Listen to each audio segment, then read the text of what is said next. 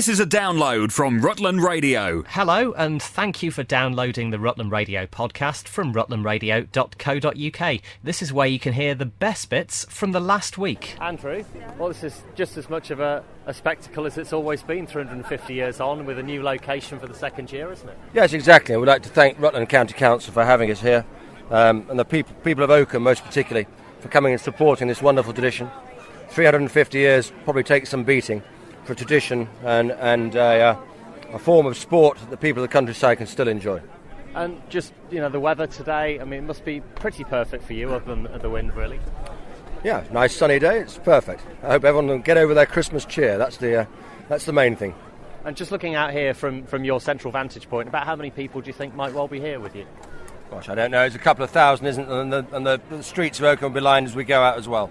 And it's happening up and down the country as well, but particularly in Leicestershire and Rutland, where it's the home of hunting and has been for 350 years. Highlights from the past 7 days, the Rutland Radio podcast. It's Rutland Radio, 17 minutes past 9. I'm Rob Pisani, delighted to have on the line with me now Claire Lomas, MBE. How wonderful does that sound? Claire, I'm just so delighted for you.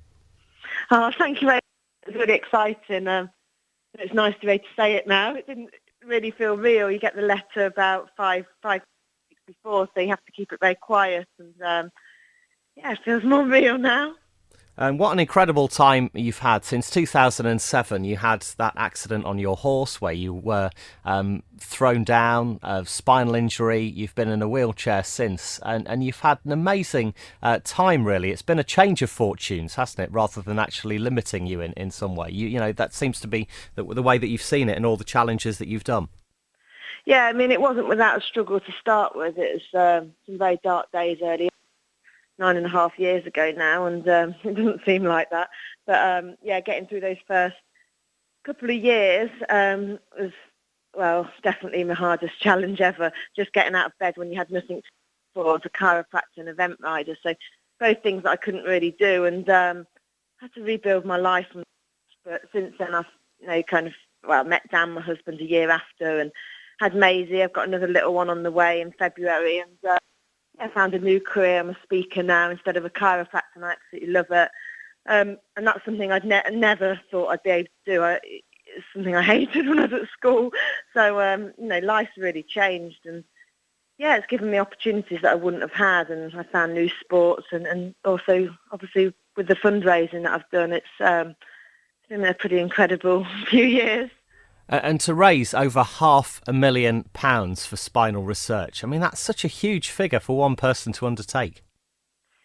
Yeah, it's there's been a lot of generous people helping support me, and I can't do it without a good team of people and a lot of people sponsoring me and getting behind me in what I do. So, I'm really grateful, and it won't stop there. It's 175,000 now, so I've got to keep marching towards the million total, and I do that. I've got some good plans for next year, and it'd be nothing better for me to see than some treatment for paralysis, and not really just to get walking, but people with neck injuries feed themselves again and have some independence. Drive a car, and some even able to breathe on a ventilator 24/7. It's it's an absolutely devastating injury, and I saw a lot of people with neck injuries in hospital, and that's when I decided to do what I could do to help kind of push on with the cure for paralysis.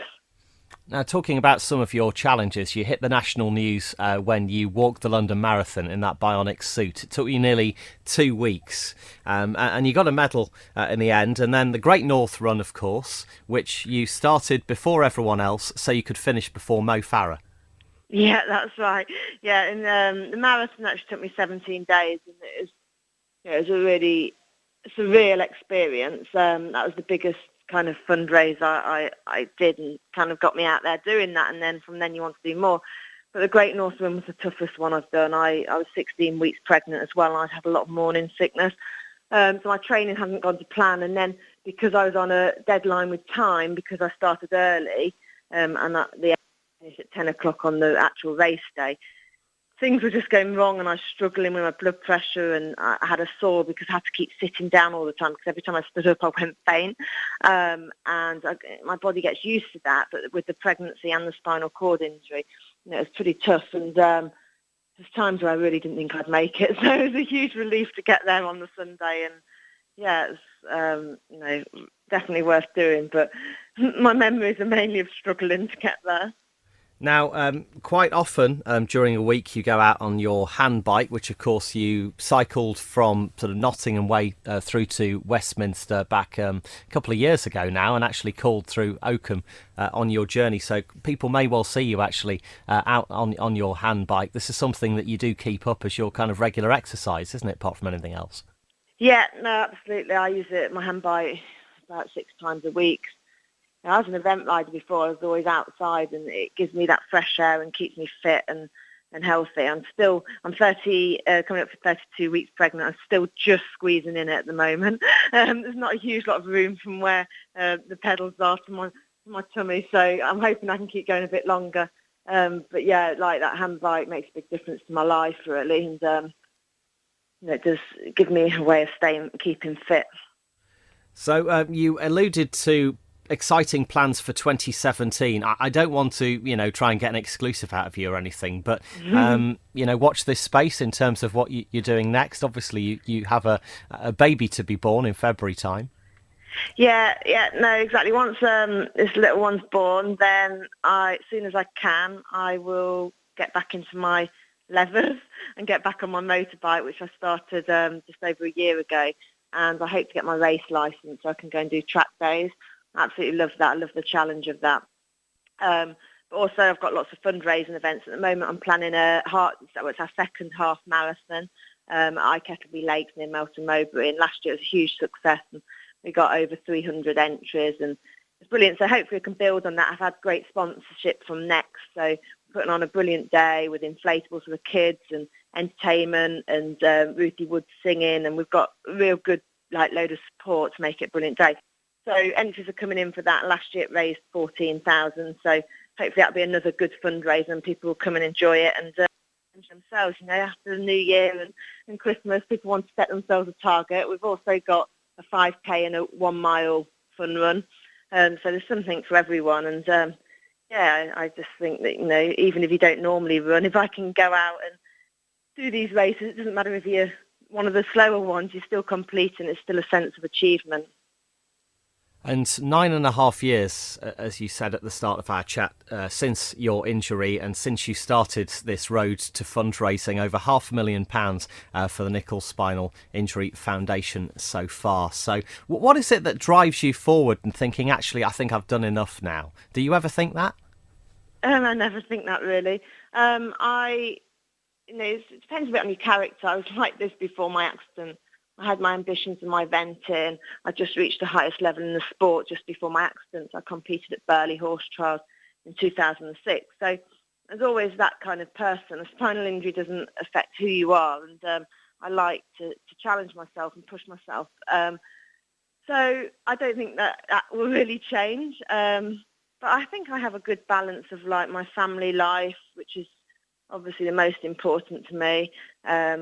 And then I've got my work and my career and the fundraising. So keeping fit and my rehab and all that kind of stuff. I have a fairly balanced life and I can fit it in around the new one and everything. So, yeah, I'll keep doing the fundraising. And I think just knowing what the Nickel Spinal Injury Foundation, the work they're doing and being involved with them is a real, drives me to go forward because I am convinced that one day there will be a treatment that brings back some sensation and some movement. And like I said, it's not just about walking, but even in my situation, just feeling the water in the bath again.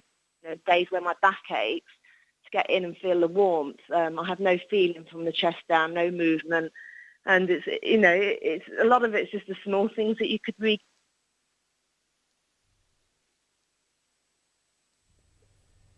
Claire, are you still there? Hello. Hello, yes. Hi, sorry, I thought I lost you. We did lose each other for just a second, right. But yes, you were just saying that about the little things, just being able to even feel the warmth of the bath water and never really giving up until that sensation is back for you and so many others who suffer spinal injuries. And Claire Lomas, MBE, thank you. And Thank you very much. And all the stuff that you do, you've been on this show so many times over the years. It's been lovely to share that journey with you, and actually for you to be recognised in the Queen's New Year's Honours is just so well deserved. Thanks for everyone's support as well in the area throughout the years as well, because I couldn't do it on my own, and I'm forever grateful to everyone that's helped. Claire Lomas, thanks for joining us. Thank you. Well, that's it for this week's Rutland Radio podcast. If you have any comments, you can email us via the website, rutlandradio.co.uk, and we'll have a new version on our website from Monday. This is a download from Rutland Radio. For more information, go to rutlandradio.co.uk. This is a download from Rutland Radio. Hello, and thank you for downloading the Rutland Radio podcast from rutlandradio.co.uk. This is where you can hear the best bits from the last week. It's Rutland Radio at breakfast time. I'm Rob Pisani. Into the new year we are, and I don't know whether it's a resolution exactly, but, a lot of times you maybe look back and think, well, how can I maybe do a bit more, maybe do a bit more for other people? You might actually be full-time doing something for someone very close to you, and you may not even think of yourself as a carer. There's a huge amount of them right across Rutland, and to tell us more about the Age UK Carers Group and their 2017 programme, we welcome Amanda Bellamy. Now, Amanda, you've just taken over, and I think, without putting words into your mouth, you're really quite stunned by how many people are out there and how much actually you can do to support them. Yes, in fact, I'm still learning the job. I haven't been in the role with Age UK Leicestershire and Rutland for very long. But some of the groups that are on offer, and I think our group in particular, is a really good one. And we'd love more carers to come to it in 2017. Now, you meet on the second Monday of the month at St John and St Anne's Community Centre. You said to me, if you find the fire station on South Street in Oakham, basically it's next door. Yes. In the afternoon from 1:30 for an hour and a half, and you have a varied programme through the year of all kinds of people talking about all kinds of things. Yes, the aim is it's a social event that, carers can come along, have a cup of tea or coffee, piece of cake, and interact with other carers and hopefully listen to something of interest, whether it's, we've got a Langham lady talking about her passion for Fabergé eggs, we've got scam awareness, courtesy of Barclays Bank speaker, and an armchair visit to the National Arboretum. That's all on the programme for the coming year.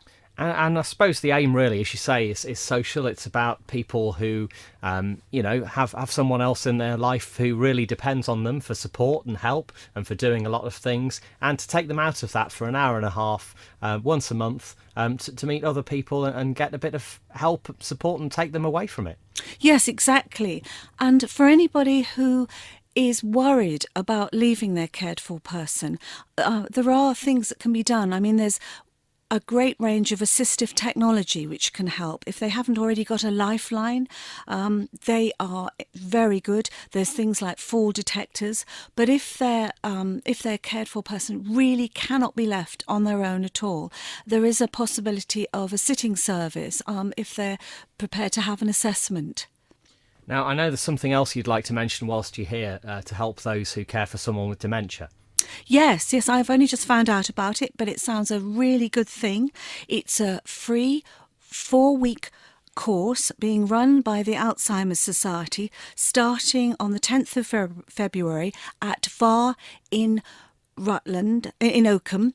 And if people who are interested were to phone Sarah Lovett on 0116 231 1111, they will find out more and book a place. And whereabouts is Sarah based? Obviously in Leicester Sarah's somewhere. based actually in Leicester, yes. And does she work for an organisation then? Or? Oh, she works for the Alzheimer's Society, and I believe she's one of the course organisers. And it's going to cover things like, legal matters, how you cope with dementia. So it could be very useful.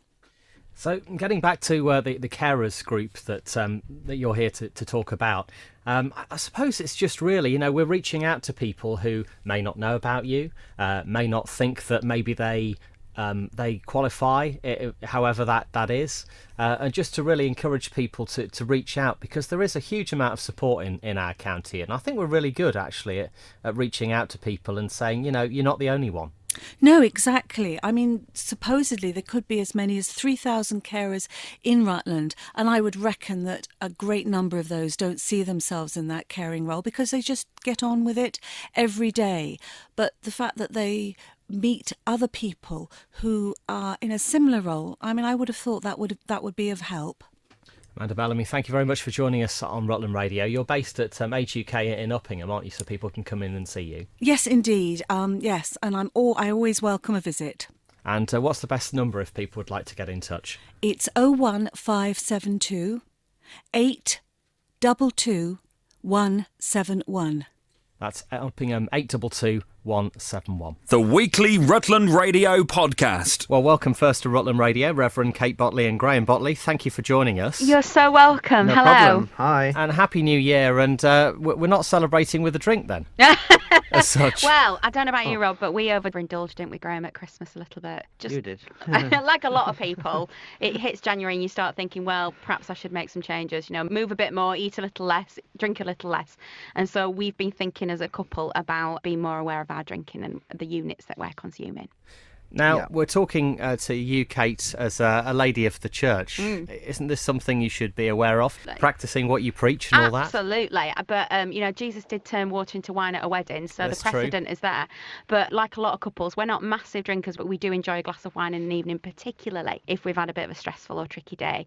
And sometimes that glass of wine turns into 2 or maybe 3 glasses of wine, and before you know it, you're sort of egging each other on almost and encouraging each other, and you pour one for yourself and pour one for your partner, and actually you lose track of those units. So it's about counting the units and making sure that you're just aware of what you're consuming. Yeah, you don't necessarily have to finish the bottle that evening. You can save a bit for another day. Well, Yeah. that is the thing, isn't it?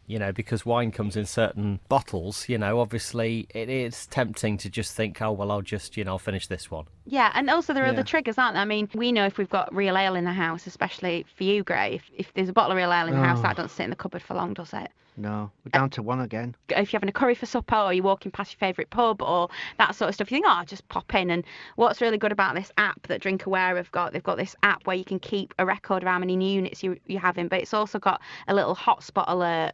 So when you walk past that place where you usually pop in for a pint, it'll say, are you sure you want to go for a drink this evening? How many units have you had today? And it just keeps a little check on you. So do you actually find, Kate, in your work that people actually will talk to you about drink and, particularly when things are tough for them? Yeah, I mean, I think we have a culture, don't we, around celebrating and a culture around commiserating where we involve alcohol, where we have a drink.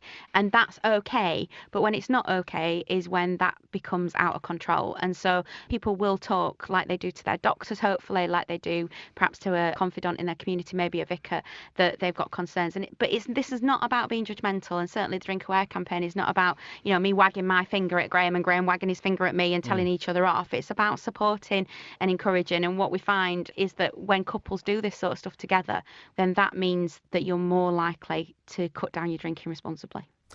Now, people would know you two from Gogglebox, although you have had a bit of a break from that. How have Yeah. you found the whole experience of Gogglebox? Does literally, I suppose in the old days they would have actually given you a bucket of videotapes, but how's it work now then? They put a little box and say, watch this. We can't, Oh. we can't give away too many. No, We I don't want to understand. spoil it, obviously. I understand, but there are certain shows they want you to watch so yeah, that other people will comment and, on.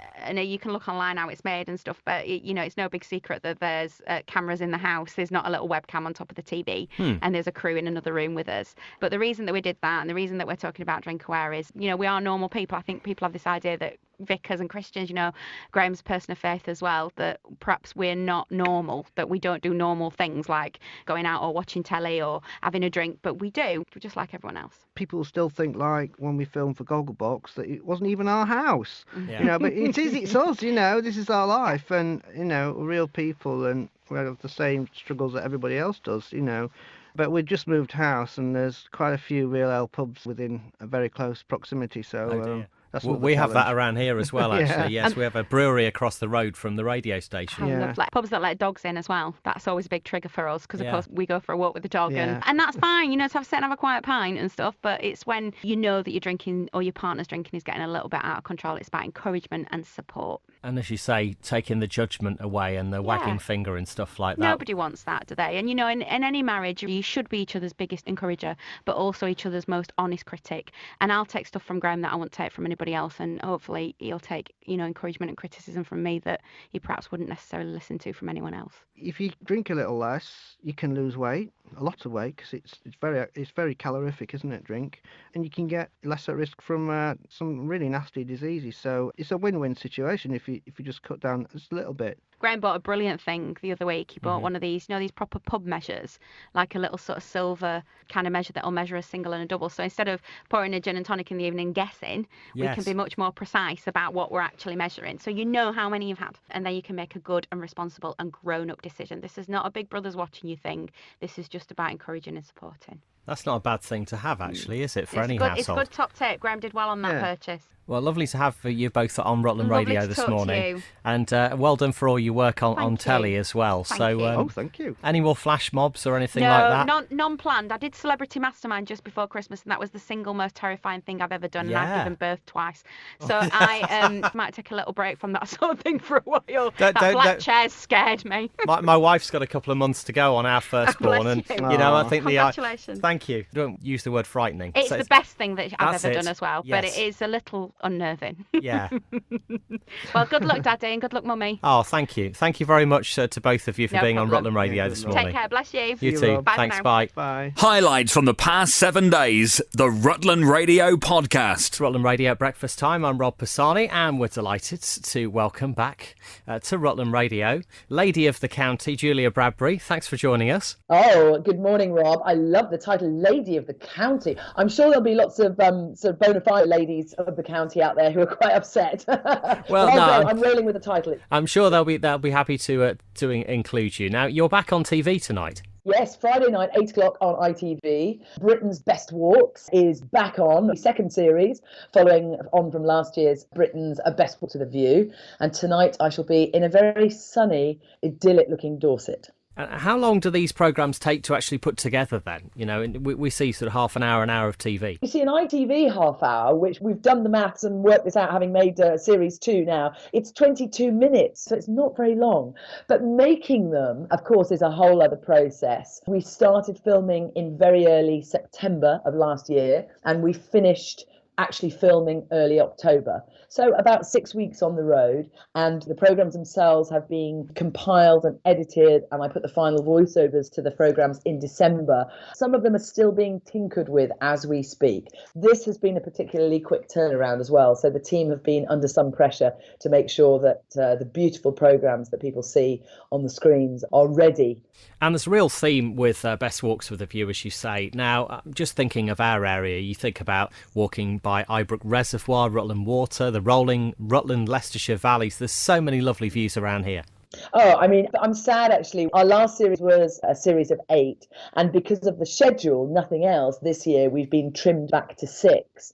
And I'm very sad because I would have liked to have so much to have included Rutland in this series. Sadly, not this time, but there's always next time to include Rutland. But as you know, and as your listeners will know, I grew up in Rutland and I'm a massive fan of the area. And I've been lucky to film there on several occasions for Countryfile. So I've been able to give the county a boost and show off our loveliness to the rest of the nation. Do you know, I can see in the future Julia Bradbury branded walking boots, outdoor jackets. Obviously, the books are out there. Yeah, the books are out there. And in fact, in early February, Unforgettable Walks, which is out now in hardback, will be released in paperback. So you can get your books and you can go onto my website if you want a personalised copy of any of those to somebody, then I'll be happy to do that for you. But yeah, books and clothes, everybody talks quite a lot about that. It's a very crowded marketplace, actually, the outdoor world. I co-founded a website with my sister, Gina Bradbury Fox, called The Outdoor Guide. Essentially, The Outdoor Guide is an information portal, and you can download all of my walks from across the years for free using a great app called View Ranger. We don't actually do branded Julia Bradbury clothing yet, but there are some things out there that are available, and I do endorse some particular products if I've used them and I really like them.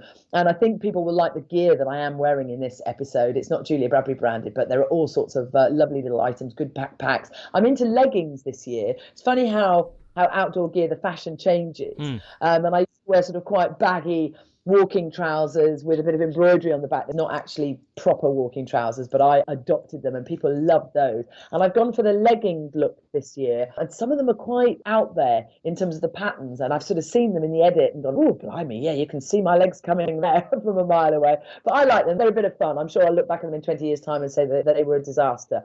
But gear is important, and it's something I've been talking about quite a lot in terms of getting the right gear and not getting into trouble on the hills and mountains. If you're going for a serious walk, make sure you've got waterproofs, make sure you've got your layers with you, and make sure you've got water and a phone in case something goes wrong.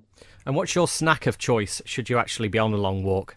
Well, I love a picnic. We've got a grandma recipe, a yaya recipe of Greek meatballs called kefteris. So it's nice to make a massive batch of those and take those with some tzatziki dip and some lovely sort of fruity bits and bobs. And of course, chocolate. For me, it's the essential little snack to keep me going. I'm a bit of a chocoholic. And if I've done a recent visit to Ireland, because I was actually born in Dublin, if I can bring back some dairy milk from Ireland, it tastes different. Don't know what it is. I think it's to do with the cream or the milk out there, but it definitely tastes a little bit different. Very interesting. I shall try and explore that. I'll get some shipped over. Do get some shipped over. Or better still, go over there for a little weekend, Rob. Great walking in Ireland, and Dublin's a fantastic place to have some fun as well. Julia Bradbury, thanks for joining us on Rutland Radio. Happy New Year, and look forward to seeing you on telly later. Yeah, see you later, Rob. And to all your listeners, a Happy New Year. I hope you all have a wonderful 2017. Well, that's it for this week's Rutland Radio podcast. If you have any comments, you can email us via the website, rutlandradio.co.uk, and we'll have a new version on our website from Monday. This is a download from Rutland Radio. For more information, go to rutlandradio.co.uk. This is a download from Rutland Radio. Hello, and thank you for downloading the Rutland Radio podcast from rutlandradio.co.uk. This is where you can hear the best bits from the last week. Thanks very much for joining us on Rutland Radio. And let's talk Gogglebox and your dog, because your dog has made an appearance more than once. She has, yeah. She's a very key part of our well, some would say life. She's the star of the show. Yeah. And how did you actually get involved with Gogglebox in the first place? Was it literally, you saw an advert and applied? No, we have a bed and breakfast in Sandwich down in Kent, and there's a show called Four in a Bed that is really a competition between B&B owners. Yes, I've seen that one, yeah. So we had been invited to partake in this show, and we eventually said, yes, why not? We'll do it for a giggle, which we absolutely had. And I think probably a couple of weeks later, the same production company that make that phoned us up and asked if we would participate in this new show called Gogglebox. And we signed up very quickly, I can tell you. Did it make you watch TV more or more critically? Yes, it very much made us watch a lot more programmes that we would not normally have chosen to watch. For example, Educating Yorkshire, we would never have chosen to watch that. And that just turned out to be a mind-blowingly good show. So we're here to talk about naughty pets as well, and what to do. And what would your tips be? Well, Frontline Plus have spent an awful lot of time questioning over 2,000 people to find out what their naughty pets get up to. And would you believe it? It's not hundreds of pounds or thousands of pounds or millions of pounds. We as a nation spend over £4 billion repairing the damage that our four-legged friends cause around the house to carpets, curtains, chairs. Even the garden. Even the garden plants. It's obviously possible to train a dog because you get obedience classes. Yeah. But what about cats? What can you do about cats? Are you cat people at all? Well, that's Steph's department, really. Well, I do love cats. My favourite cat that I had for 17 years. It's a tricky one because it's the scratching. I have bought him many scratching posts, all of which he completely ignored. I sprayed catnip juice all over it. Nothing. He wanted to have the really expensive sofas and the back of them. So eventually they all had to get squashed up against the wall. So no one Not could the cat, see. that is. No, indeed. So I'm not sure that you can train a cat. I think, as Dom always says, dogs have owners and cats have staff, and I think it's very much like that. Now, as you say, you're based in Kent. Do you know anything about our area, Rutland, Stamford? Is it somewhere you visited? I haven't had the pleasure, actually. I think it'd suit you, Yes, I really do. I passed through it many years ago, I think, on my ways up north, Rutland. No one forgets Rutland. Steph and Dom, thank you very much for joining us on Rutland Radio. It's been really nice to have you on the show today. It's a pleasure. Thanks, Rob, very much. This is Rutland Radio. Now, Adam Cade, I believe you're King Wassailer this year. Well, we have a king and a queen, and we've in our 4th year of wassailing here at Sanford Community Orchard Groups. Community Orchard. Borderers in the background, of course, doing another dance. Yeah, we got the fire going and the brazier going. We got mulled cider over in the corner and mulled apple juice. We've just hung the toast on the tree for the robins to come down. And we've just been beating the pans and the pots to ward away the evil spirits. But anyway, it's just good fun. And we all like apples. They're a great sort of way of getting a common interest in good drink, good food, and just good living, really. And, here we are at the start of the year. It is actually to promote good growth in the orchard as well. Yeah, I think wassail, meaning good health, wassail, is a very ancient tradition. But now, all over the country, I understand there are about 300 different wassails now happening all over the country. There's a revival of interest in it, but it's a community activity. It brings people out in the darkest months of the year. And just outside, when you see the sparks flying from the brazier, there's nothing better, is there? Good bit of cider. Oh, lovely. We wassail thee, and hope that you will bear. Hatfuls, hatfuls, 3 bushel bagfuls, and a little heap under the stairs. 3 cheers for the old apple tree. Hip hip! Hooray! Hip hip! Hooray! Hip hip! Hooray!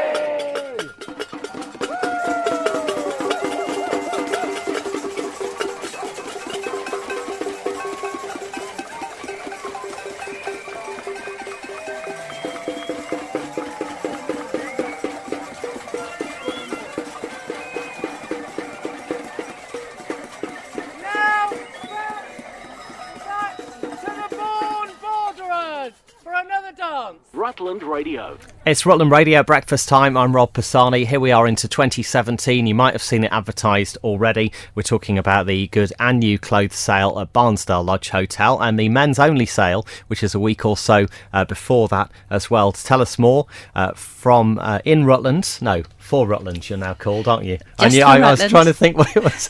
It's now just for Rutland, but it's the same organisation, and it's the largest good and new sale in the country. All sorts of bargains for the whole family, anything from dinner suits, ski wear, fantastic children's clothing, country clothing, accessories, jewellery, it's all there. And for the last couple of years, you've had the men's sale in addition as well, which has had a huge range of stuff, hasn't it? From ski wear to dinner jackets, you've had a huge quantity of things targeted especially to men. Yes, because I think some men prefer to just go to the men's clothes sale rather than to the massive sale in March. So that's going to be on the 24th of February from 5 o'clock to 8 o'clock in Pillings Road, 33 Pillings Road. And Barnsdale Lodge Hotel, the venue where you've got the huge marquee tacked on the side of the barn and then the massive phenomenon that it is. And it really is, isn't it? Any time you go, there's a real buzz there. It's very exciting. And it's funny because it's the smallest county with the largest good and new show in the country. And you're looking for clothes at the moment. Now, what kind of things are you looking for? Yes, please. We're really appealing to everyone because every year all sorts of fantastic good quality clothes are coming out and we're getting a lot of donations, but every year we need more. So any good quality clothes that you're clearing out, it might be something you've bought and haven't worn because it wasn't quite what you expected. Just any good quality clean clothes, dinner suits, country clothes, sports clothes, children's clothes, any clothes of good quality. And where can people actually take those donations to or get them picked up from? Well, the best thing to do is to call Trish Ruddle. You can call her on her mobile, and that's 0780 319 222, or just email her, and that's trishruddle@ruddlemerts.co.uk. And basically she coordinates the whole thing. Yes. With a huge team, I know. With a big team. There's a huge team of volunteers who sort all the clothing, collect the clothing from people and make it all look fantastic on the day. And here we are in early January talking about something which is maybe even 8 weeks away. But I guess It does take that long, doesn't it, to get everything in order? Well, we collect clothes all year. So, again, if you're thinking about sorting clothes out after, say, the summer or, now in January after Christmas, we're always keen to receive clothes. So please always feel free to contact us and please donate. And all the proceeds go to support people living with long-term conditions in Rutland. So it's a really key charity for Rutland. And I think that the key thing as well is that all the money that's donated by people in Rutland actually stays in Rutland.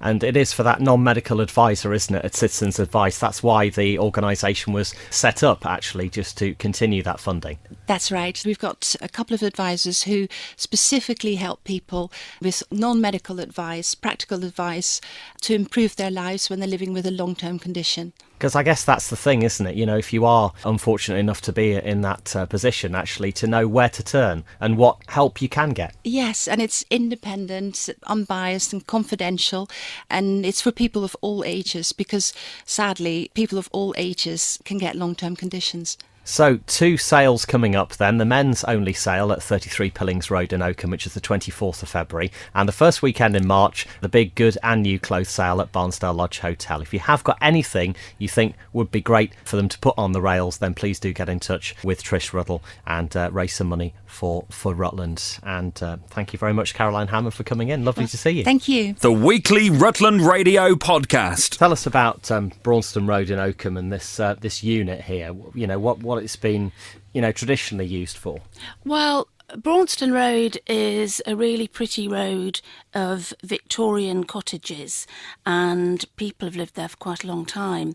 In the middle of that, or on the opposite side, I should say, from the cottages, there's a very small workshop, and it was used for many years as an upholstery workshop until a couple of years ago it was taken over for light electrical appliances. So really, you know, business was, you know, conducted there and it didn't have any impact at all? No, it was always very quiet. It was only open during obvious office hours, but it was a case of live and let live, really. So what are your concerns? What are your concerns now then? Well, on the 23rd of December, the day before Christmas Eve, our neighbour opposite, who lives next door to the little unit, came over. He'd received a letter from the council, and he's very poorly sighted, so he couldn't read it, and asked my husband and myself to look at it, and it said that there was a proposed change of use for preparation of hot and cold food. He was very anxious that there was going to be a takeaway, and asked us to look online. It was Christmas, we were busy, so we said we'll have a look as soon as we can sort ourselves out and so on. Looked online, and there was one sentence that said hot and cold food preparation, but it did specify the hours, I think 8 o'clock to 6:30, something like that. So it obviously wasn't going to be a takeaway. Nonetheless, it was asking for change of usage to the preparation of hot and cold food, and we became very concerned because of what we thought might produce smells. We thought about food deliveries, we thought about food wastage, and lo and behold, somebody who lives in one of those cottages came round and said, have you seen? And we said yes. So we realised that it wasn't just 2 or 3 of us, that there was a genuine concern. And since then, we have talked with several people, perhaps 10 or more. All of them are pretty horrified, actually. Have you spoken to the council yet? No, we've submitted objections, as you are asked to do, and there's going to be a planning committee meeting. We've contacted local ward councillors. We've had some supportive response from Councillor Bird, who sent me some documents to look at, which I have. I think Councillor Mann is interested, but we haven't spoken to him yet. So what are your concerns then? What are your, you know, if obviously this all goes through and it becomes, you know, a different business? There's 2 things. If the change of use goes through for hot and cold food preparation, it totally changes the nature of the premises from a workshop to something else. How do we know if the business will grow, if there'll be extensive use? It means people coming and going with food that's being brought in, food that's being taken out. We've no idea, but the point is the change of use will be agreed. But there's a wider issue. The fact is that little place is in amongst a very densely populated residential street, and people really care about it. We've been there a couple of years, we've been really welcomed. There are a number of elderly people. We go and see them, they come and see us, everybody has tea. It's really lovely, and people care a lot about their homes and the environment. Whatever the current owner decides to rent it out for, we would just hope that whoever comes in, we want to welcome them, but we really would hope that they respect the location of those premises. They're not like any other industrial or commercial location. It's not an estate of places to work. The road is narrow. People's front doors are looking straight out onto it. Whoever comes there, and we have been told that there was consideration of a vaping lounge, and the owner felt that that would be inappropriate because of noise late into the evening. And the other one was a motorcycle workshop, and he said that there would be motorbikes revving up late at night, getting ready for races. That's not fair. That's just not fair. So he clearly, the owner clearly wants, obviously wants to rent it out, obviously wants to keep it going, in some kind of, light industrial way, to quote what you said. But do you think then food preparation during the day, is still unsuitable? Well, I actually said to the owner, would you like that next door to you? And he said no, he wouldn't. I mean, I thought of the word NIMBYism. You get accused of NIMBYism, not in my backyard, but it's actually not in any of our backyards, and I wouldn't want it in anyone else's backyard. The fear being about the smell, the produce being delivered and taken away, and obviously about wastage and vermin and rats. So anyone who's concerned about this, who's listening to this, what would you appeal for them to do? I think that communities have the right to talk about where they live with each other. I think they have the right to look after the well-being of their community. I think it's really important that people talk to each other about the things they care about. I hadn't spoken to many of the people in our street until this, and it's really nice actually to find that they care as much as we do about having an environment and a community where everybody can live happily side by side. Rutland Radio. Morning, Louise. How are you? I'm fine, thank you. Morning, Rob. Now, Louise, you look after Ketton Brownies at the moment, is that right? I do, yeah. We started off a year ago with just a couple of girls, and we've really blossomed into a nice family now, just over 12 girls. So why are you calling me this morning? We lost Snowy Owl earlier in the year, and we've had one or two helpers, but as we're growing, we need an extra pair of hands, someone that can just give me a help, so that we can actually do more activities with the girls. So I guess you meet once a week and then you do stuff at the weekend as well? Well, we're every Tuesday, 5:30 till 7, so we're straight after Rainbows. We don't meet at weekends, only if we are doing any outings or any activities. Last night was our first science week, so we were very hands-on and messy last night. So we've got a lot planned, night hike planned. So, yeah, we just need an extra pair of hands, really, so someone that can just stand by my side to help me with the girls. So is it particularly a brown owl you're looking for, someone to replace the brown owl? Well, I'm brown owl. I actually need someone next to me, which is Snowy Owl. So that would be great. Or if they cannot commit to every week, if they could do every other week or once a month maybe, that would be more appreciative. So meeting on a Tuesday night in Ketton, you say about 5:30. Yeah, and on Pit Lane. Just an extra pair of hands. Yes, please, yeah. So if people would like to volunteer for this, I mean, do they have to be a, female? Could it be a man who, would like to give something to you? No, it's open to anyone, to be fair, and it's just It's as long as they are prepared to be CRB checked, obviously. But yeah, it's open to anyone. So if anyone fancies lending a hand, as you say, it could be someone who helps you every week or someone who just can spare a bit of time each month. How do they get in touch with you? Yeah, they can call me on 077 59 369 454, or I've got a landline of 01780 720 634.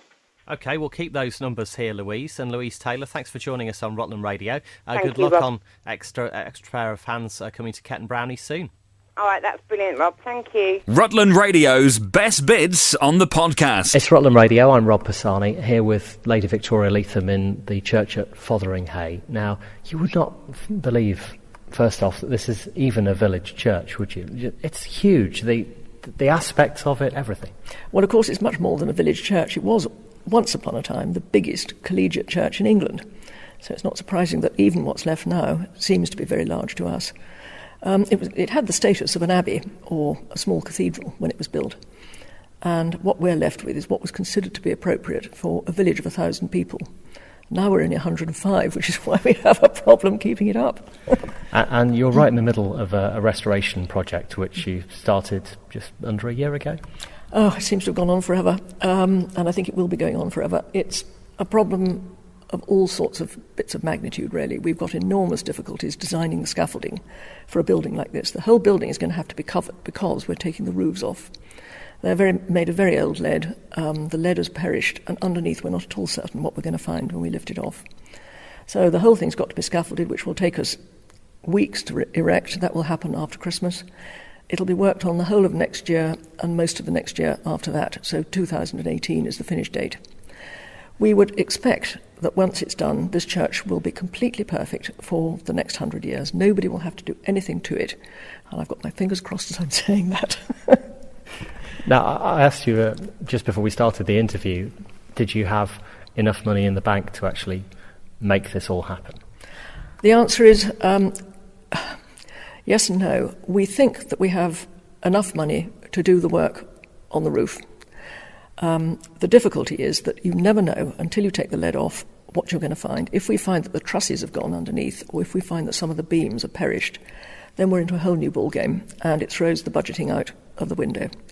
You always put something called a contingency into big building plans, and we certainly do have a contingency, but it is doubtful that however big our contingency would be, that if you have a beam problem, it would be large enough. So we are continuing to fundraise. We're not just doing the roof, we're doing all sorts of things like lavatories and the servery and heating and lighting and sound systems and all the things that modern churches need to have. And all of those are costed and sitting on the shelf waiting to be paid for.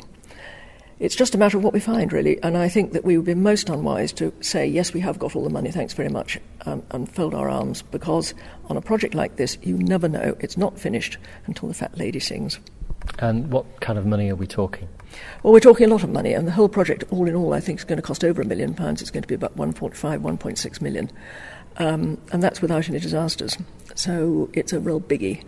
We've been very, very lucky with our fundraising. We've had some fantastic friends and great support from a lot of people and a lot of charities. But we are still spending our Sunday evenings, Simon and I, with wet cloths around our heads, writing letters to charities asking for more. Have you any more events coming up? Oh, yes, we certainly do. I mean, we've got a huge event planned for next summer. I mean, if anybody's looking at their diary for next year, this is a date not to be missed. The 1st of July, we will have many members of the BBC Antiques Roadshow here doing Evaluation Day on behalf of the church. We've got all the famous ones. We've got Bunny, and we've got John Bly, and we've got George Archdale, and Dendy Easton, and Lars Tharp. They're all coming to help the church, all doing it for nothing, and it's going to be a great day. And so anybody passing by with their granny's old clock needs to call in and see us. Anyone who knows anything about the church here knows about the connections with Richard III. Of course, and he's our USP, if you like. He really is our unique selling point, because without Richard III, this would just be any other great big stone church needing help. With Richard III, it gains a lot of publicity, and not only that, but it appeals to all the people who trek up to Leicester to look at the modern burial place of Richard, and then they come here to the church where he worshipped with his family and where he studied in the college, and they can really get a feeling for what the Plantagenet way of life was. I mean, this is an unimproved, this is raw Plantagenet England, if you like. This is, it hasn't been dolled up, it hasn't been smartened up inside. It's still a great, big, wonderful space. And all we're missing is the college where Richard would have sat doing his lessons. Otherwise, the monks would have sung in here. Chantry chapels are gone, sadly, but the plain chant would have echoed round these walls. And so we still have Richard's most abiding memory here. As you say, you've got about a third to a quarter of the structures that were here years ago, and yet it's still enormous. It is absolutely huge, and you should be here in December. It's perishing cold, I can tell you. The Richard III Society come here in December for their carol concert.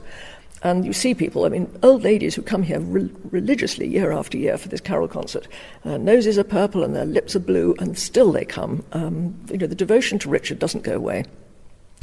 Hey, Victoria Leeson, thank you very much for joining us on Rutland Radio. Is there somewhere that people can find out more? Obviously, you'd urge people to come and explore it when they can. I know there's construction work going on as well. Sure. Well, there's updates and blogs and all sorts of things on our website. So Friends of Fotheringhayes Church, and you'll find that on the web. Rutland Radio. So I'm at Sycamore's Harley Davidson in Uppingham, and I'm joined with Todd, who's going to tell us about this custom-made bike that the team's been working on for the last couple of months. So today is the big launch of the Battle of the Kings 2017 bike we've been working on.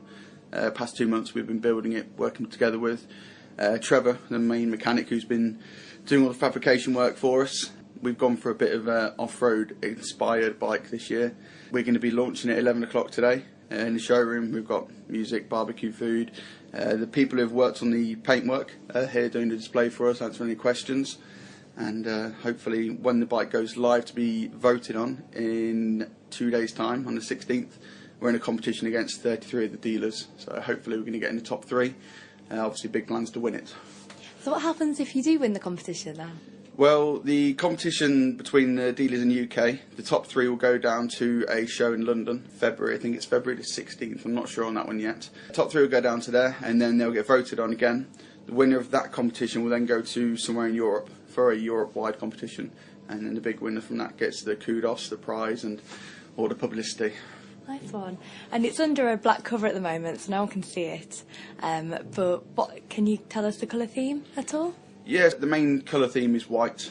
We run with a checkered theme throughout the bike because we're going for a bit of a race inspired. So checkered sort of flag running through the bike with a white background. There's plenty of details. We've gone for a bit of a weathered, vintage sort of look with it, with the modern twist is what we're aiming on. Cool, looking forward to seeing it. Yeah, there'll be photos online, on our website, on our Facebook, on our Instagram page, so we'll be publicising it as much as we can for next month during the voting. Lovely, thank you very much for talking to us today, Todd. Cheers. Well, that's it for this week's Rutland Radio podcast. If you have any comments, you can email us via the website, rutlandradio.co.uk, and we'll have a new version on our website from Monday. This is a download from Rutland Radio. For more information, go to rutlandradio.co.uk. This is a download from Rutland Radio. Hello, and thank you for downloading the Rutland Radio podcast from rutlandradio.co.uk. This is where you can hear the best bits from the last week. Charlie Germany Santa Fun Run. And tell us about the event. There are hundreds of people there doing it. You've done it a couple of times now.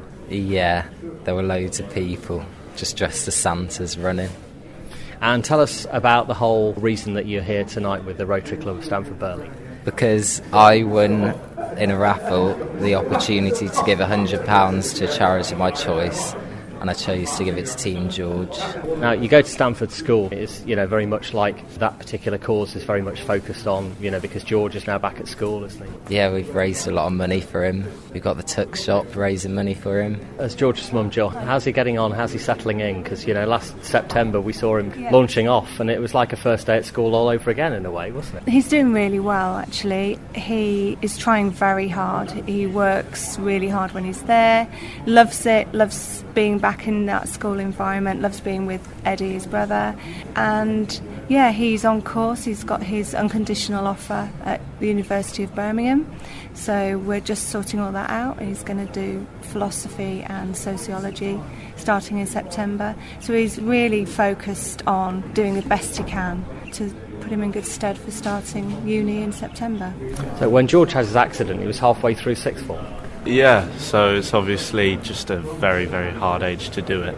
but the way that he's come back into sixth form, he took his maths year 12 again, so it's obviously a good starting block of coming back in, and he did really, really well in that. Yeah, he's doing absolutely awesome this year. Since we last spoke to you at the Santa Fun Run 2015 it would have been, and then George was very much in hospital. He's now back. Yeah. He's very much into his new life. Yeah, he's adapted really well to be back home and doesn't miss being in hospital at all. He works really hard at his rehab. We go to Leicester every Tuesday where he has some intensive physio, which has got him standing. You may have seen pictures of him standing. Thanks to all the money that people have donated through Team George, we've just been able to take delivery of an FES bike, functional electric stimulation bike, and that enables George to cycle and stimulate his muscles. That's like a hand bike, like it's a hand bike thing that Claire Lomas uses, similar kind of thing. But it's one that also stimulates his legs, so it's as if he's cycling. So thanks to the money that's been raised, the £100 that Charlie's kindly donated, it just means that we're able to do things like that, and it makes a big difference to George's life, and it will in the future make a huge difference. So thank you to everyone. Rutland Radio. It's Rutland Radio breakfast time. I'm Rob Pisani. Do you know we've been here for nearly 2 decades now, and of course the county has, and one man who's been synonymous with the county for so many years, sadly is no longer with us. However, in his memory, there's a trust that's been formed to help children in sport and all kinds of different things. 2 members of his family here with me this morning. I'm talking about the Roger Beggy Memorial Trust, Michelle and Nick Beggy. Thanks for joining us. Now, is it about a year since we lost your dad, Nick? It is. It'll be a year on the 1st of February, so it's a timely occasion to have the big launch. Now, when I've spoken to you over the last few months, you said there's something that's going to happen in some way with him giving back to the area. Tell us about the Memorial Trust. One of the things my dad was very active in is the learning and skills and education of particularly young people in Rutland. So when we were thinking of a way to remember him, that seemed to be the obvious route. So the trust has been set up to allow youngsters in Rutland to meet their potential, whether that be in education, getting apprenticeships and getting into work, following a sporting ambition, or to take their career in the arts further. We don't want anybody to be held back financially, and we want everybody to meet their potential. So that's what we're there. We're there to help. Now, Michelle, you've got a couple of events coming up. You've got a charity ball in a few weeks' time, and also the actual launch event at the rugby club. Tell us about those. That's correct. So at the rugby club at the beginning of February, it's a local match, so it's Oakham v Melton Mowbray.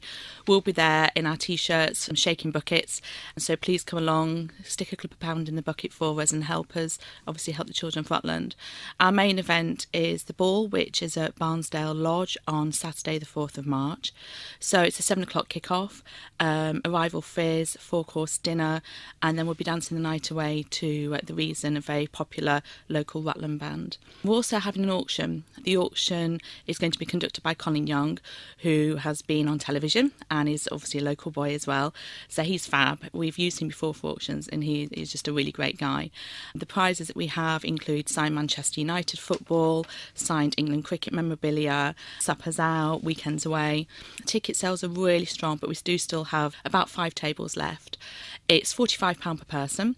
If you book a table of 8, we'll give you 1 ticket free for the organiser. So come along, have a great evening, have great food, have a bit of a bop, spend some money, and help support the children of Rutland. Nick, your dad was involved in so many different things, wasn't he? As well as actually being leader of the council. He had so many hats. He seemed to be going here, there and everywhere around the area. Absolutely. He was involved in everything, but this is the area which he got his OBE for and the one that we want to carry on. That's one reason I became a councillor, to try and step into his shoes, hopefully eventually, and carry on some of the good work. We're passionate about Rutland and passionate about the youngsters of Rutland, so hopefully we can begin to make a difference. We're looking to make our first awards this spring, so watch this space and contact us for more details if you think it's something we can help you with. And there are various ways of doing that. You've got a page now on Facebook. Is that the best way of contacting you? You can contact us directly on Facebook, so it's the Roger Beggy Memorial Trust. Just hunt the page down, like us, and then you can message us through that. You can also contact me directly on Facebook, so Michelle Beggy, and you can also contact me on my email address, which is mbeggy@hotmail.com. Fabulous. Well, thanks very much for coming in, and very best of luck with this trust. Nick, you're looking as though you've something else to say. If anybody does want to make any donations, we also have a Just Giving page. So go to the Just Giving website and search for RBMT, which stands for Roger Beggy Memorial Trust, and you can make your own contribution. And this is all about the future of our county, really, helping young people realise their potential in whatever way. That's exactly right. We need to do as much as we can to support youngsters in Rutland and hopefully keep them in the county. Highlights from the past 7 days, the Rutland Radio Podcast. Hi, I'm Eva Finnemore and I'm 11 years old and I go to Lyfield Academy. I'm currently in the final of a competition called Open Mic, and we're going to go to Open Mic in Birmingham on the 28th. There was 10,000 entries and I've got through to the last 26 in the grand final. And is that different age groups? Because I've seen on the list there's about 80 odd that are there. I think there's under 16s and over 16s. I think there's only 2 categories. Now, lots of people who are listening to the radio will have heard you singing at the Uppingham Feast, at late night shopping. Whenever there's an opportunity to actually sing locally, you're there, aren't you, with your guitar? Yeah, I love to sing locally because it's loads of the people that you know, and it's just really nice to be known in your hometown. And you've sung lots of other people's songs, but now you're writing your own. That's really tough for someone who's 11, isn't it? Yeah, I did covers, and I still do covers, but I prefer to do my own stuff now because it sort of means more to me, and I've only just started writing songs a few months ago. My first song was Invincible Yet Invisible, and now I've just finished writing a new song called 501, and it's about the time I went on a trip for the day and I didn't take my phone, and then I got back and had 500 more messages from my friends, so it just made me think how amazing they are and all that they do for me. 501 texts is pretty amazing, isn't it? I know, but they beat that. I went to the cinema with my friend, looked at my phone, it was like 740 something. So wow, what do they want to know? I don't know. It takes me ages to get to the top. You just scrolling for 10 minutes, so sometimes I just give up. So how was it when you did the first round of Open Mic? Was that in Birmingham as well? Well, we did auditions. Quite a few people got through that, though. But then the first one was in Nottingham. It was the area or regionals, can't remember. And there was only a few people that went through on that. There was probably about 8 from my one. But then we sort of joined, because there's loads of different ones. Nottingham, Birmingham, London. Can you tell us how long you'll be performing and what you're going to be performing when you go to the Nationals? I'm going to be performing my own song, 501. You only get to perform one song, so I'm just going to give it my all. And lots of people are voting for you at the moment as well, aren't they? How does that help? That really helps because the votes in the public actually contribute to the winner and what place you come. But it doesn't really matter if I don't win. It's really, really fun, and it's just a day with my family. So you get judged actually on the day, and this is by Simon Cowell's record label? There's quite a few sort of record labels and judges, but the head judge is Psycho, Simon Cowell's record label. And your stage name, as it were, is Eva Rose? Yeah, my stage name is Eva Rose. So that's Open Mic UK if people want to find out more. Yeah, Open Mic UK, Eva Rose. So what are you doing between now and when you do the competition? I'm just going to keep working on my new song, trying to get it as good as it can be, practising with the bit of the band that's going to back me up, and just trying to perfect it, really. So what's your ultimate aim then? What do you dream about? I just do it because I want to inspire people to do music and sing, because it's such a nice thing to be able to do. It's so open and free, and there's no limit to it, so it's just a lovely thing to do. Rutland Radio. Well, the amount of donations is actually reduced since Christmas, which has surprised us, because normally over that Christmas New Year period people would be having a good clear out. But donations have dropped off, but more worryingly, the quality of the donations is not as good as it used to be. And what we know, obviously, in Rutland is that people, they do want what's good and what's best. And that's our aim, really, to provide them with good quality clothing at bargain prices. But it has to be good quality. And what we're asking for, really, is for people to have a good sort out at home. All of us have got stuff in our wardrobes and in our chest of drawers that we perhaps will never wear again. But donate to Age UK, and all the money that we make from the sale of those goods, we plough back into services across Rutland. Indeed, yes, and everything made in the Age UK shop in Uppingham actually comes back to the county, doesn't it? It doesn't leave the county effectively. No, it doesn't. I mean, there is an Age UK shop in Oakham that does good work, but it is an Age UK shop that belongs to the national organisation. And so the money that goes in there goes back to London and then comes back into Rutland and into other parts of the country in form of grants. But the Uppingham shop is the responsibility of Age UK, Leicestershire and Rutland, and all the money that we make from there goes back into Rutland services, whether they be in Oakham, Uppingham or anywhere else in Rutland. Is there anything in particular you're looking for? I guess good quality clothes for men and women is the staple of what the shop's about. Well, it's an unusual sort of shop insofar as it's not only selling clothing, but it's a double-fronted shop. So we sell clothing, we have a very large bookshop section, and we have a coffee bar in the middle. And really we're looking for all sorts of books, new and old, and books maybe that are a bit more specialist. In terms of the clothing, we're looking for anything, really, again, of good quality. And what we also know in Rutland is that bric-a-brac goes very well as well, and leather handbags and shoes, again, as long as the quality is good. And with clothing, if people could take the goods directly to the shops, they'll get a very good welcome, and hopefully while they're there they may decide they want a gift aid as well, because we get 25p back on every pound of the value of the goods that is brought in. The weekly Rutland Radio podcast. It's Rutland Radio. I'm Rob Pisani. Stamford Corn Exchange Saturday night sees the return of T-Rextasy this year, celebrating 25 years of that band alone. 25 years of a tribute band led by the same lead vocalist. Daniels, thanks very much for joining us. 25 years of doing what you've been doing, honouring Mark Bolan.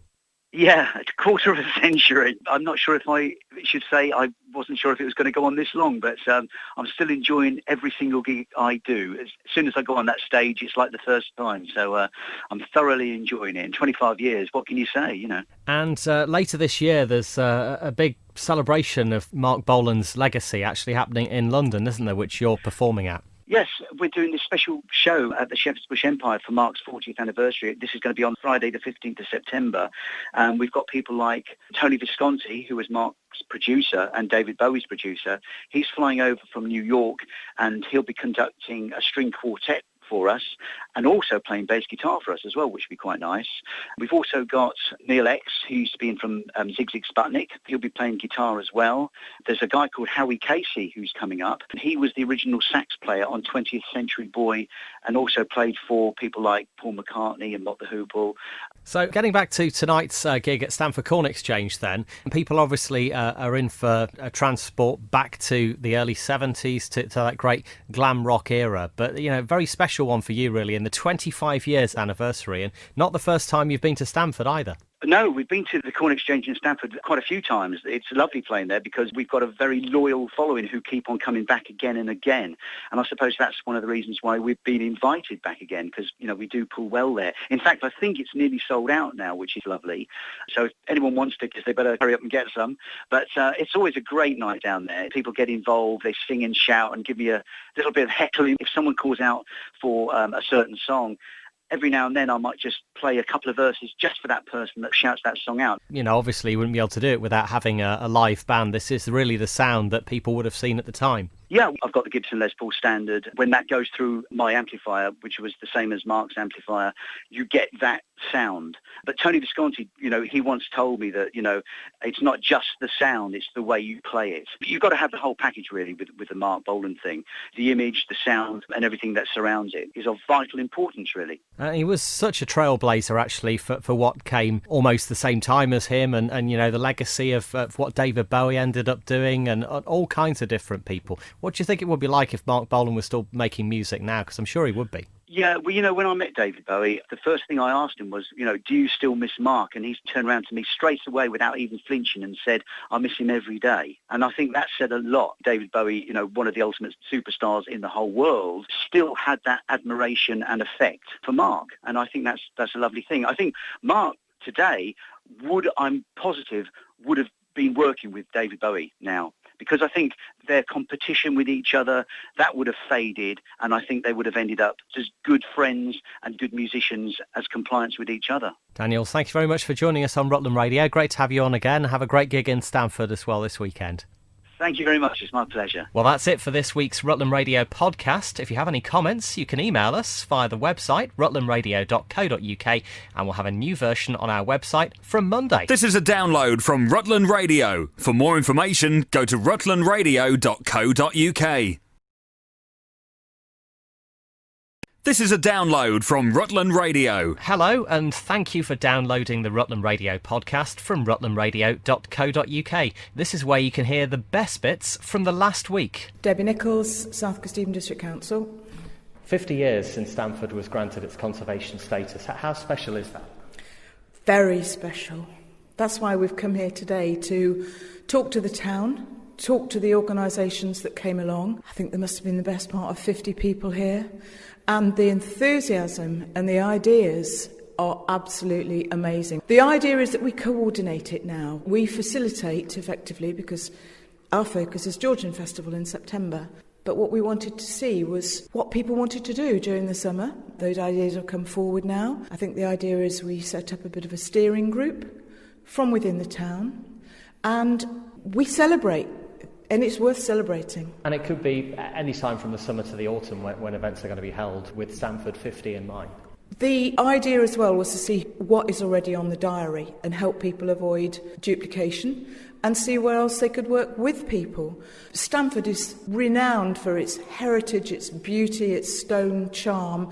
So it's all here. It's a question of having a really lovely party to celebrate. It's our 50th party, basically. And will people listening be able to find out more as the ideas come out? One of the things that I think we need to do is develop a diary and get the word out to people as to how they can be involved. So the work starts now to find the best ways to do that. Online is clearly going to be a big feature, not only to tell people what's going on, but how they can actually get involved, those that couldn't come today. It's really not a great deal of time, is it, to actually, celebrate? We're in the year already. We are in the year already. We have a few months to pull a programme together. We have already talked with conservation and heritage bodies who are coming forward with ideas for events, competitions, displays, Lego building on a bus coming from the Royal Institute of British Architects, so probably from June onwards. So, yes, we've got our work cut out, but it's worth tackling. Rutland Radio. I'm Gareth Mead and I'm a Communities Manager for Severn Trent Water. So we're here in Oakham today. This is kind of your big awareness day, really, on what's going to happen in Oakham. 10 months of work. I mean, it's quite a project, isn't it? It is, yeah. It's a really big investment for Oakham. It's £1.5 million on new water pipes. We know that the pipes are getting old, and they're prone to leaks and bursts, and when that happens, it can affect water quality. So we know the time's right to replace them. So what's down there at the moment? What's below ground? So we've got old cast iron metal pipes. They're about 60 or 70 years old, and they just wear over time. They start to break up. So we know now's the time's right to take them out and put new plastic pipes in, which will really improve the quality of the water. It's an interesting situation here in that Anglian Water take the waste away and Severn Trent bring the water in Oakham. So per road, how long will the project last each time? There's a full phase of both traffic lights and road closure. So we start on the 6th of February and work will last all the way through into winter 2017. There's various sort of durations that we're on the road, but we're in Oakham today, so if people want to come down, we're here till 6 in the evening. If people are concerned or want to know more, please come along and see us.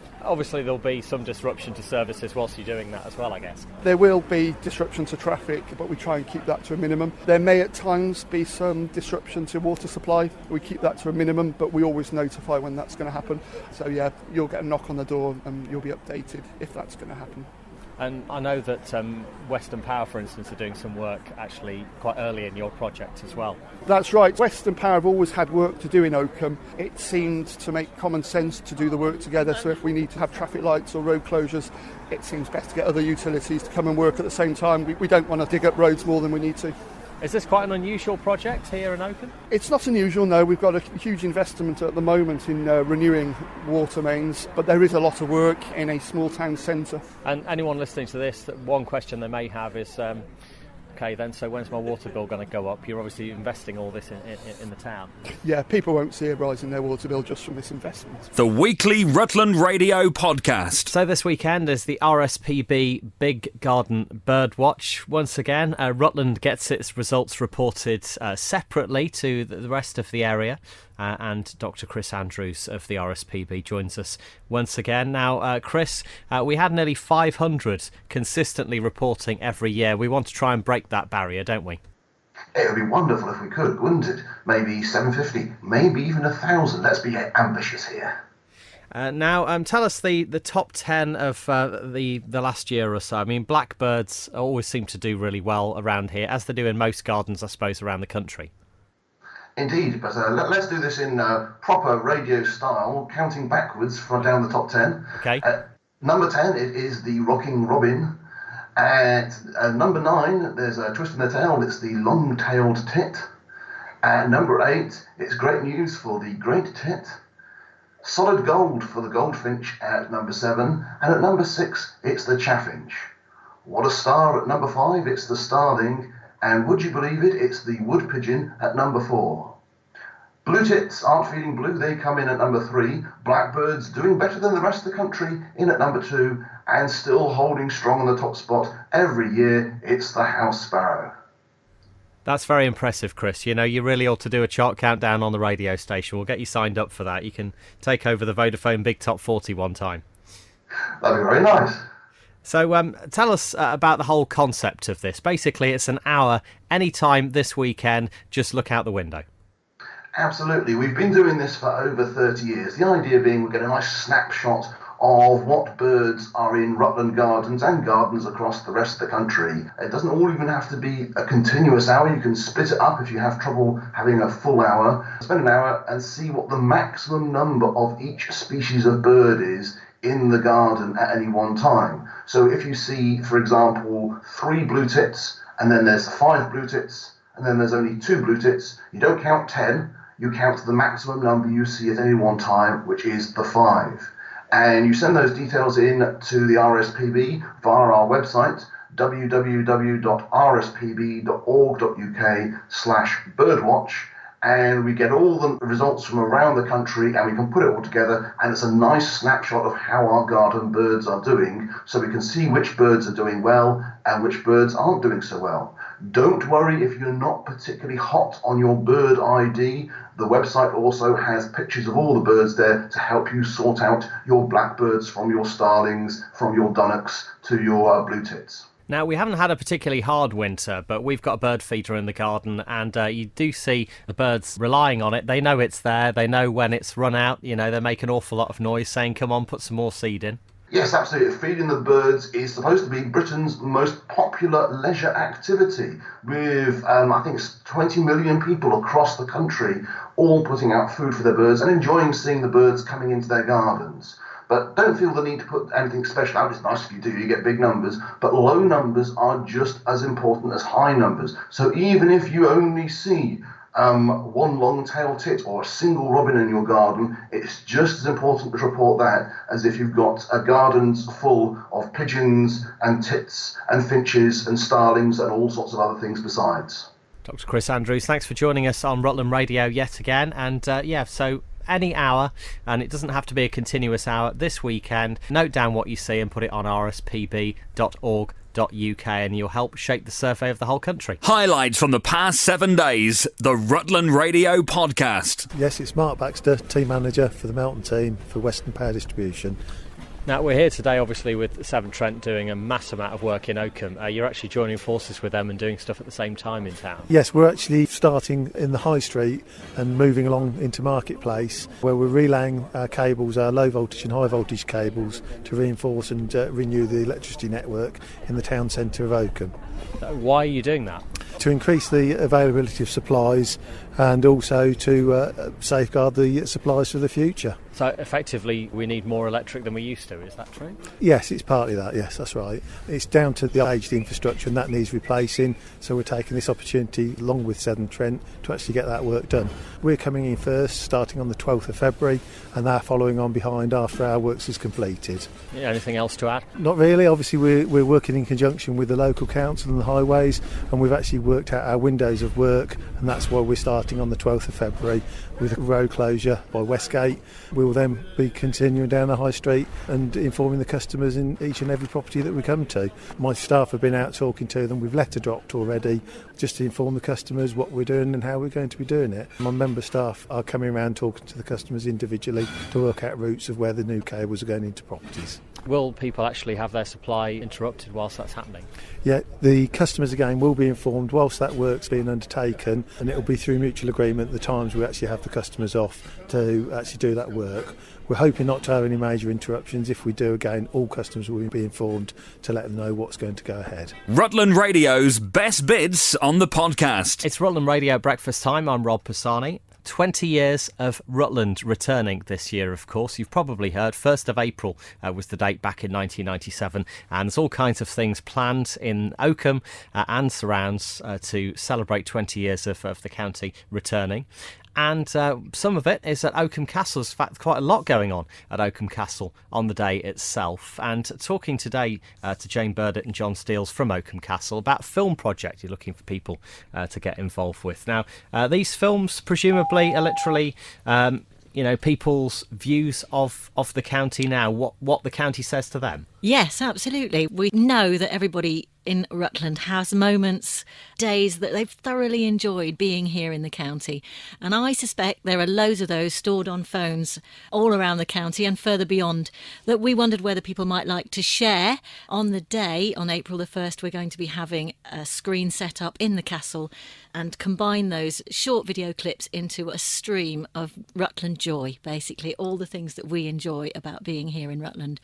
I mean, I've just posted on our Vimeo site where we're collecting this stuff, clips of my family sledging down the hill at Rutland Water, all on one big sledge and hooting with laughter. That kind of thing. Moments that you remember.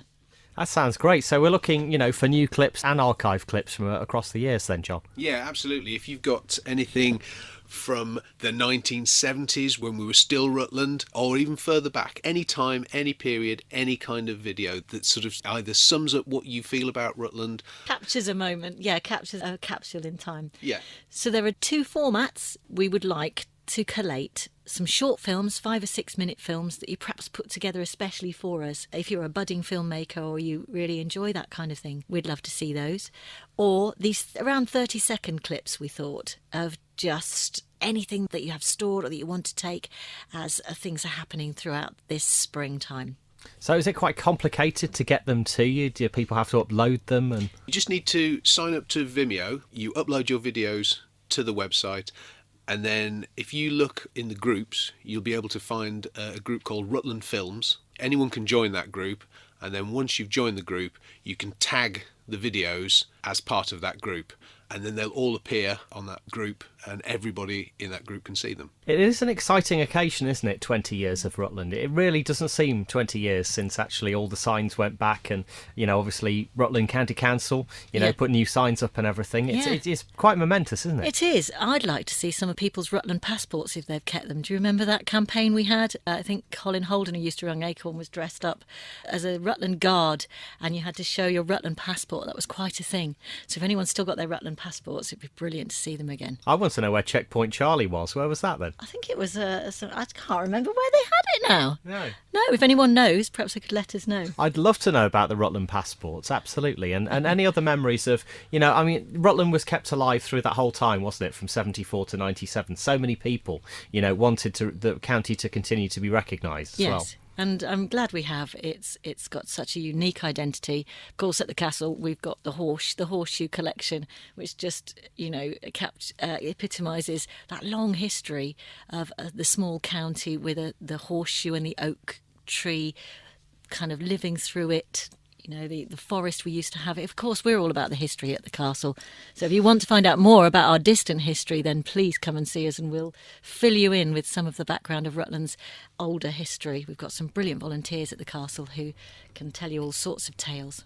And the castle's really undergone a huge transformation, hasn't it? Thanks to the big lottery grant, and all the other, investment. What was it, about £2 million, something That's like right, that? 2.1 million. And if you haven't been down, please come and have a look, because you will see a much brighter, more welcoming building. A new lighting system has just lifted everything, and it looks wonderful. And there's another little room at the back of great activities for children and families and anyone of any age. More interpretation, more opportunities to find out about the history there for you. Now, there's a couple of events you've got coming up as well. I mean, it's almost a continuous events programme these days. A couple of things just in a few days' time, actually. Yeah, we've got medieval midwinter tales. We've got the yarnsmith of Norwich coming all the way from Norwich with his medieval garb, and he tells wonderful stories. We've had him at the castle before, and before he left, he was telling us that he does stories for adults as well. This was children's storytelling, and it's adult tales. Getting great reviews around festivals all around the region.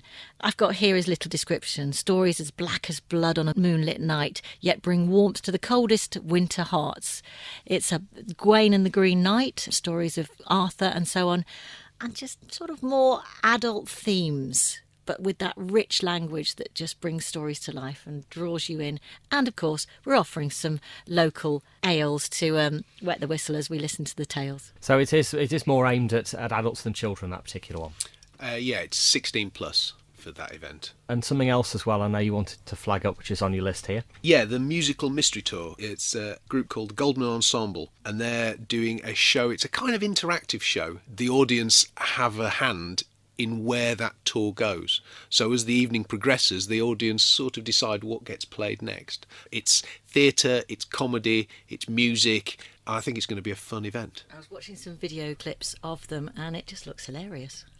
Definitely worth a visit. It's a very unique performance venue, Oakham Castle, actually, isn't it? But so many things do lend themselves to it. And as you say, it's so bright and sparkling now. It is. And the acoustic's wonderful. So I think that music will sound amazing. They play French horn and violin and other instruments. And the French horn is going to sound absolutely stunning in there. Jane Burdett and John Steels from Oakham Castle, thanks for joining us on Rutland Radio. Thank you very much. If people would like to find out more about anything, by the way, including the film project that we mentioned, it's probably best to head to your website. Yeah, we've got a new website. The new address is www.oakhamcastle.org. We've got we've updated the whole thing. There's a full events list, and there's details for booking and inquiries. And of course, how to upload your Rutland films. Yes, absolutely. Well, that's it for this week's Rutland Radio podcast. If you have any comments, you can email us via the website, rutlandradio.co.uk, and we'll have a new version on our website from Monday. This is a download from Rutland Radio. For more information, go to rutlandradio.co.uk.